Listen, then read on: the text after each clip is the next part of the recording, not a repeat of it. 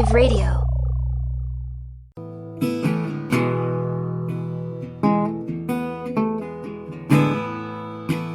You are listening to Texas History Lessons, a slow walk through Texas history made in Texas by a Texan for everyone everywhere. Thanks for listening to Texas History Lessons. I'm Michael, and in past episodes we have already looked at two of the three worst disasters in terms of death and injury that Texas has suffered. The first being the Galveston hurricane of 1900, where thousands upon thousands died. We don't even really have an accurate count because we just don't know. It could be upwards from anywhere from 9,000 to 12,000 people. And that was such a horrific event that struck that city, and it changed that city's future then and there. One of the cities that benefited from it, though, because Galveston was such an important port, was the city we're going to be looking at today, Texas City. The other disaster, of course, that we talked about recently was the 1937 New London school disaster, the explosion that killed so many young people, that wiped out a generation in the town of New London. Again, a very devastating event that the people there, having talked to some people that have family there, it's still present in people's minds. Today, we're going to look at what's considered probably the second worst disaster in Texas history, and third in the timeline. It happened on April 16th, 1947 in the town of Texas City, and it also was so devastating that it's also the worst industrial disaster in the history of the United States, period. Now let's begin by first looking at Texas City. Now, where is Texas City? Texas City, if you ever have been down to Galveston, you pass by the exit for Texas City every single time you go. Between Houston and Galveston, Texas City, it's a mainland deepwater port on the southwestern shore of Galveston Bay. And today it has, from what I gather, a population of over 50,000 people. But that's not always been the case, of course. Texas City came into existence in the 1890s, but people have been living there for decades before that. Now strike that. They had been living there for centuries and centuries. The Karankawas thrived on the coastal estuaries of Texas before the arrival of the Europeans. So they had been there for a very long time, and they would have been familiar with the area of Texas City and would have harvested from its offerings. And then in the 1830s, veterans of the Texas Revolution were granted land in the area, and the community has its roots going back to this time period. In 1854, the United States government decided to construct a lighthouse on a site called Half Moon Shoal, and this is opposite of what later would become the Texas City Dike, and the little village of Shoal Point continued to develop. It was a community of fishermen, farmers, cattlemen, and lighthouse keepers. Then in 1878, the community was given a post office and officially confirmed as the name of Shoal Point. It was very small, though, still at that time. And then in 1891, some gentlemen from Minnesota had come down to the coast to do a little hunting and enjoy the offerings that the Texas coast had to sportsmen. The Myers brothers, Jacob, Henry, and Benjamin, while they were hunting, had a realization. They saw potential in this area near Shoal Point for a way they could make money and change the area a lot. They were from Duluth, Minnesota, and with some other investors from their home city, they purchased 10,000 acres of the Galveston Bay coast, including the community of Shoal Point. And then they renamed the location Texas City. And on May 17th, 1893, the first town site plat was filed by the Texas City Improvement Company. And the federal government gave permission for the company to start dredging an 8 8-foot Gulf Channel to Texas City. And then that grew later on and grew later on. Many people migrated to the area, to the newborn Texas City from Minnesota and Michigan, and the town started growing. The port was in business by 1894, and eventually the channel was dredged to 40 feet, and the port grew to 1.5 miles in length. Over the years, more and more industry and shipping started to go to this site. It was initially connected by a 4-mile rail line to the Texas City junction of the Galveston, Harrisburg, and San Antonio, and the Galveston, Houston, and Henderson railroads. It's also connected to Santa Fe railroads, and eventually rail lines carried Texas City freight to Houston. After the Galveston hurricane, as I mentioned, of 1900, Texas City received much of the trade that could not go to Galveston as intended originally. In 1908, a new business, the Texas City Refining Company, was chartered. And this was a few years, as you remember, after the discovery of the Spindletop oil field. And over the next 20 years, 3 more refineries were built in Texas City.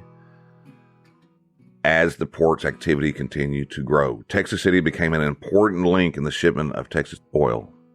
In its earliest days, not that many ships would arrive. I mean, they could get as many as a dozen a year.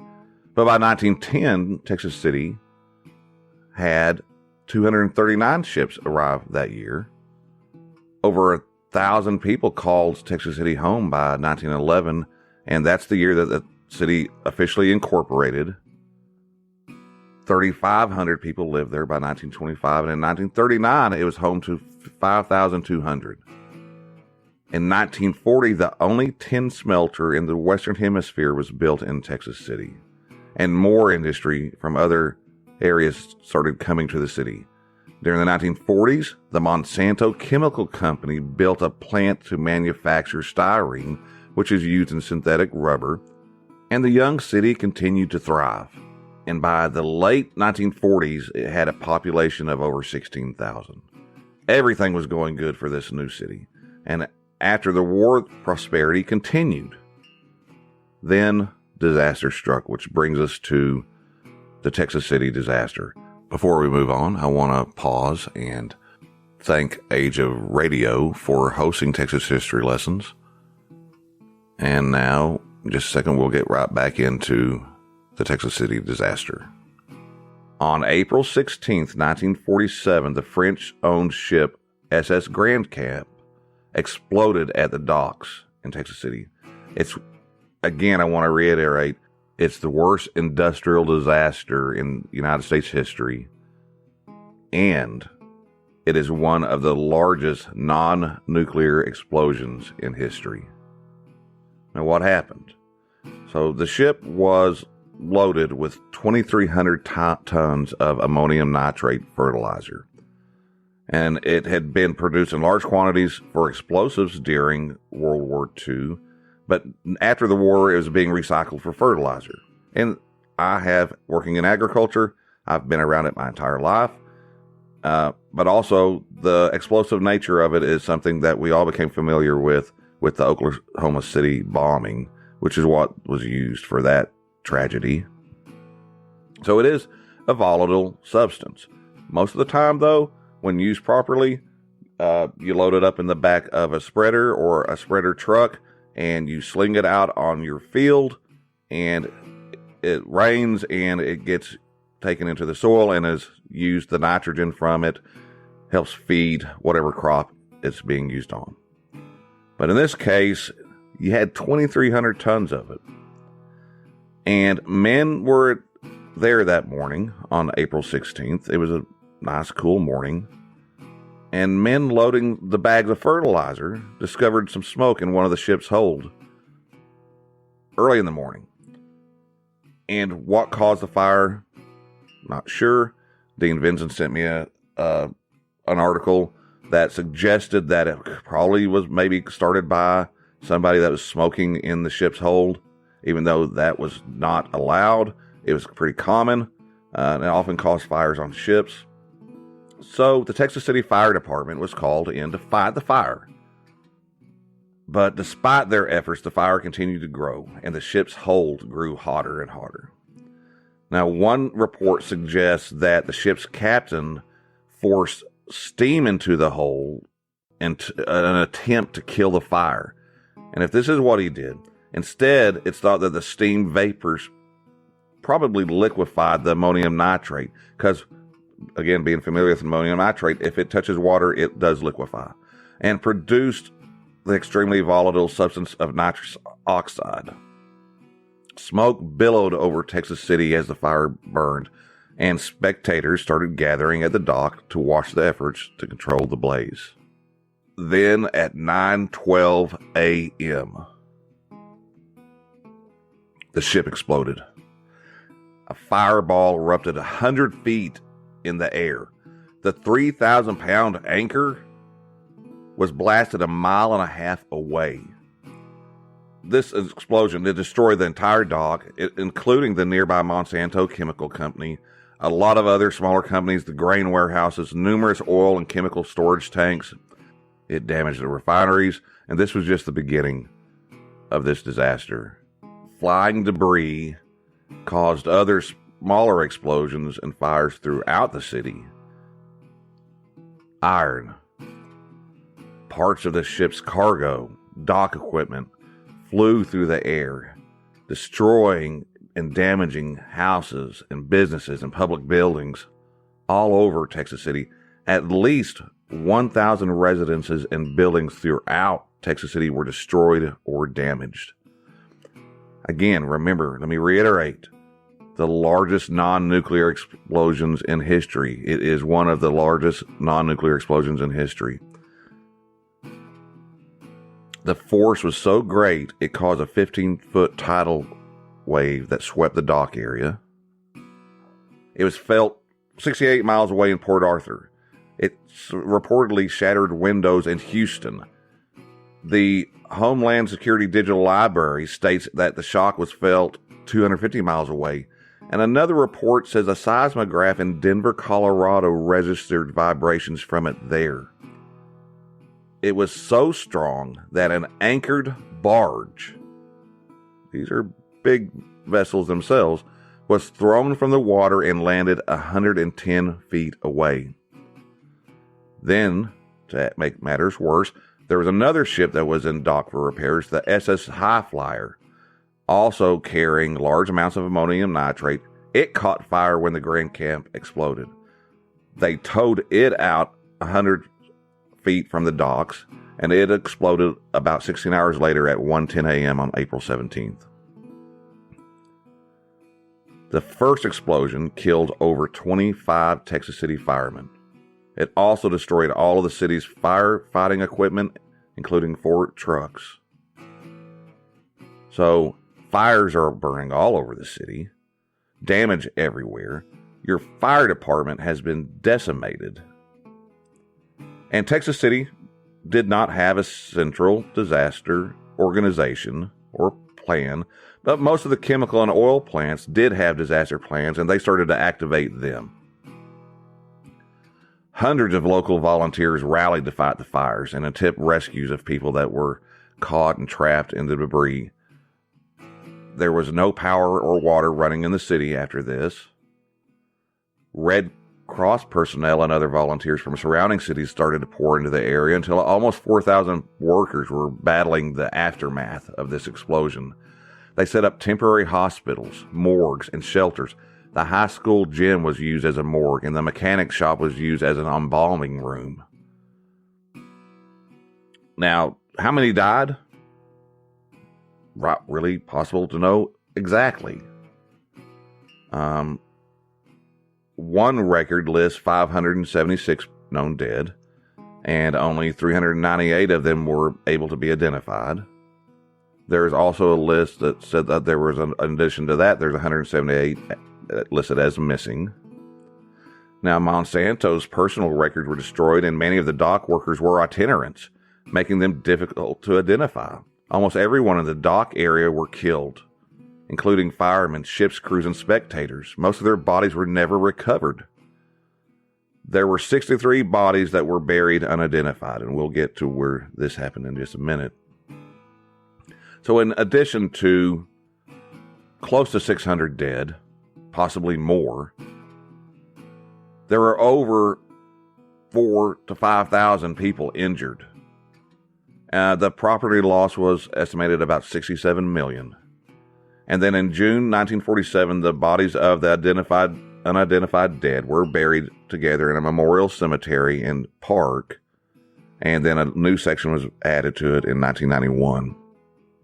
And we're going to comment one more time on it in just a minute.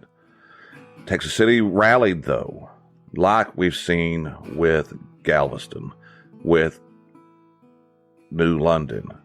People came together, they rallied, they rebuilt, and continued to grow. Most of the houses, docks, warehouses, chemical plants were rebuilt by 1950, within 3 years. Now, lawsuits came from this, of course.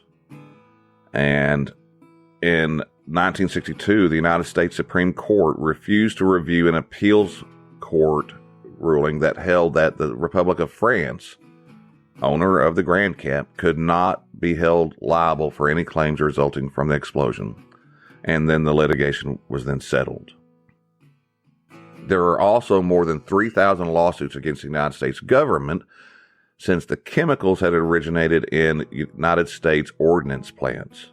Remember, the fertilizer, the ammonium nitrate, had been manufactured for use as explosives, but one of the wonderful things about it is it's a very useful, and it's found in lots of fertilizers, used as fertilizer for agricultural and for gardening. To resolve the suit, or the multiple suits, the United States Congress passed a special act in 1956 to settle all claims for a total of $16.5 million. Due to the severity of this disaster, as you would expect, there were many changes and regulations for the bagging, handling, and shipping of chemicals, and the chemical industry made changes to help try to ensure something like this would not happen again. Today, if you visit Texas City and you go to the memorial park that I mentioned, you can visit the burial site of the 63 unidentified dead, and a short distance away you can see the 3,000-pound anchor that flew 1.5 miles away when the Grand Camp exploded.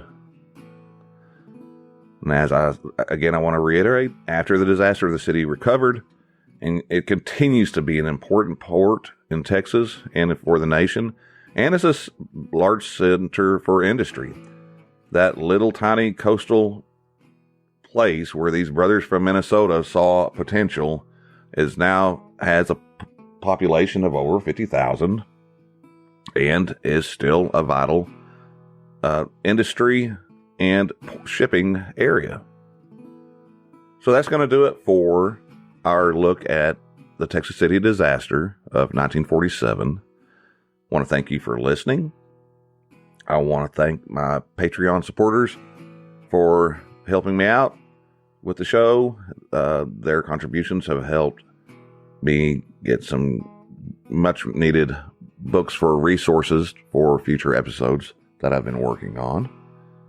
I want to thank a lot of the people that have contacted me. I've had some wonderful messages either through the show's email at texashistorylessons@gmail.com. You can also go to texashistorylessons.com, and there are options there for contacting or rating the show. I've had some good reviews, unasked for. I don't really ask very often, and I guess I should. But, I figure if you like it enough to do it, you'll do it yourself. I've had some wonderful comments from people, and I just want to thank all of you. I had a nice message from a gentleman that lives down in Austin who's not from Texas, but he heard the episode about visiting the Bullock Museum, and he and his wife went and enjoyed it. And I had another lady that messaged me recently that she actually found the show on the first Dogs episode and had some interesting input and suggestions for the show. It's just nice hearing from people. Thank you very much. We're about to start what I'm calling Season 2 or Part 2, where we're going to look at Spanish Texas. So that's going to be very fun and exciting. And Again, thank you for listening. People keep finding the show.